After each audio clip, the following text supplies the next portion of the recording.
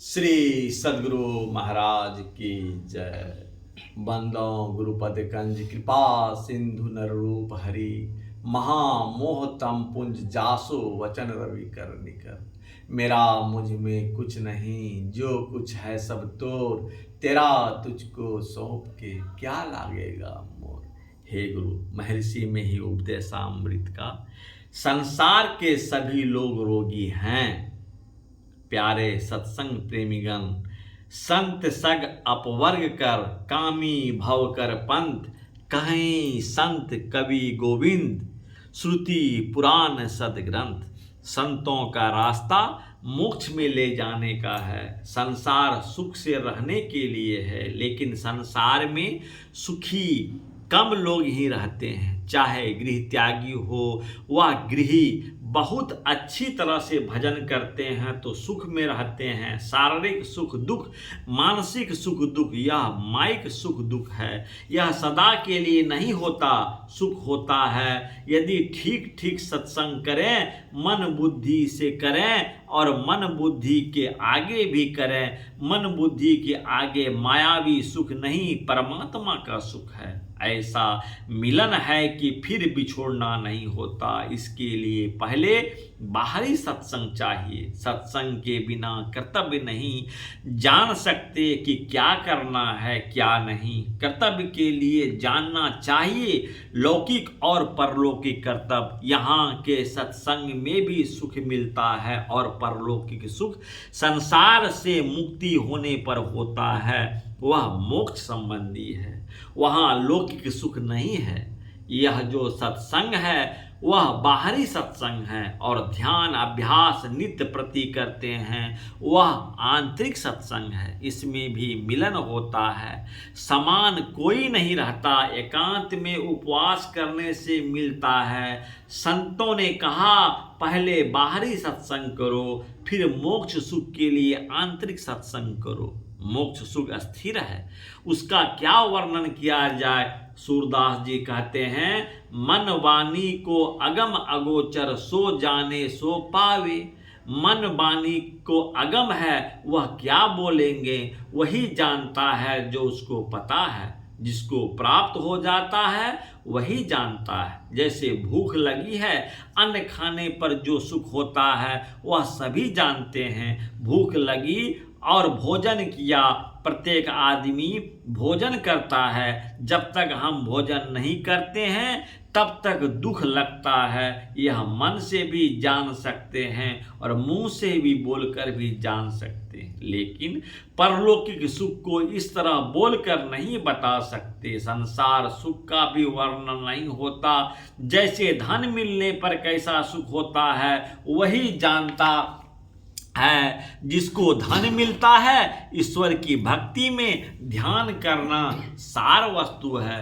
मन को निरंतर पूर्वक ध्यान में लगा कर रखना चाहिए। भजन में उसी का मन लगता है जिसको संसार में आसक्ति नहीं है, वह कम है। संसार की आसक्ति को कम करेंगे तो उससे जो सुख होगा उसका भी वर्णन नहीं कर सकेंगे। फिर परलौकिक सुख के लिए क्या कहना। वह तो मन वाणी से अगम है, लेकिन है कैसे जानते हैं। मैं हूँ यह सभी जानते हैं। कोई नहीं कहता कि मैं नहीं हूँ। साधारणतया मन के वास्ते मैं, शरीर के वास्ते मैं का व्यवहार करते हैं। मन और शरीर के मिलन से जो सुख होता है वह वही जानता है जो पाता है। इसलिए संतों ने कहा है कि उपासना करो, उपासना करने से स्वयं जानोगे।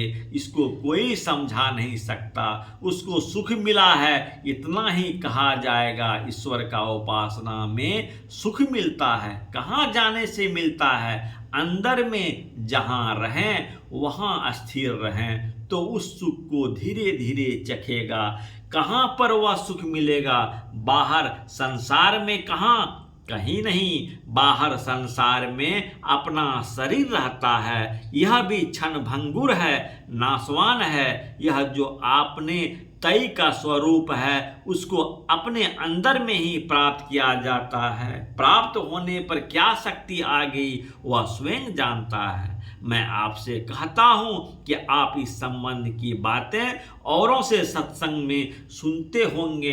अंदर में जो ईश्वरीय सुख है वह माइक सुख नहीं है। ध्यान करने के लिए गुरु से जानिए, बिना गुरु के कोई जानता नहीं है। मैं आप लोगों से कहता हूं कि अपने घर में नित्य प्रति सत्संग कीजिए, गांव में एकत्र होकर कीजिए। यह बाह्य सत्संग है। अंदर में ध्यान लग जाता है तब अंतर का सत्संग होता है। पहले माया ही रहती है, आगे बढ़ते हैं और अलौकिक शक्ति पाते हैं, जिसको कोई क्या कहकर बताएंगे, कहकर बताना असंभव है। कहेंगे ध्यान करो, मन स्थिर करो, स्थिर होने से मन अंतरस्था साधन में लगेगा, तब अपने आप ही मालूम होगा। इहलौकिक और परलौकिक सुख को पाना प्रत्येक का काम है। परलौकिक सुख के लिए ध्यान करो, इहलौकिक सुख के लिए अपना रोजगार करो, तब दोनों तरफ सुखी रहोगे। शरीर संबंधी मन संबंधी सुख नहीं है। आत्म संबंधी सुख आत्म साक्षात्कार होने पर होगा। यह असंभव नहीं, संभव है। संत लोग कह गए हैं, यह झूठी बात नहीं, इस पर श्रद्धा कीजिए। श्रद्धा कहते हैं अडिग विश्वास को। मन को स्थिरता होने पर मालूम होता है कि अभ्यास करना सच्चा है। थोड़ा थोड़ा करते जाओ, अंत में यही फल मिलता है कि ईश्वर की प्राप्ति होती है। ईश्वर की प्राप्ति में कैसा सुख मिलेगा, यह कहने योग्य बात नहीं है। ईश्वर की उपासना और संसार में सुख पाने की उद्योग नित्य प्रति करो, लेकिन चोरी बचा लो, झूठ बचा लो, नशा बचा लो। दूसरों को कष्ट देकर अपना सुख चाहना यह बहुत घृणास्पद बात है। ऐसा नहीं करो। ये 5 पाप, झूठ, चोरी, नशा, हिंसा और बेविचार, इनको छोड़ते छोड़ते देखोगे कि कैसा सुख मिलता है। जो रोगी निरोग होता है वह कैसा सुख का अनुभव करता है, वह स्वयं जानता है। संसार के सभी लोग रोगी हैं। यह आवागमन का रोग छूट जाए। सुख के लिए धन के पीछे दौड़ना यह है। संसार में रहकर कर्तव्य करो और ईश्वर का उपासना भी करो, दोनों तरफ सुख मिलेगा। परमात्मा की तरफ जो दुख है ही नहीं। असली सुख की प्राप्ति ईश्वर उपासना ही दिलाती है। धन प्राप्त हुआ तो सुख मालूम होता है, धनहीन होने लगे तो दुखी होने लगे। ध्यानाभ्यास नित्य करो और संयम, यह न विषय के आशा, विषयों में सुख मिलेगा, यह गौण बात है। हम लोग इसमें लगे रहते हैं, यह भी चाहिए। संसार से परे जाकर परमात्मा सुख को पाना उत्तम है। ध्यान का समय बांध कर ध्यान कीजिए। 5 पापों को छोड़ने की बड़ी हिदायत संतों ने की है। जैसे कोई दवाई की मात्रा लें, भूख में भोजन की मात्रा होती है, उसी तरह संसार में रहो। 5 पाप छोड़ने से लौकिक सुख भी मिलता है और परलौकिक सुख भी।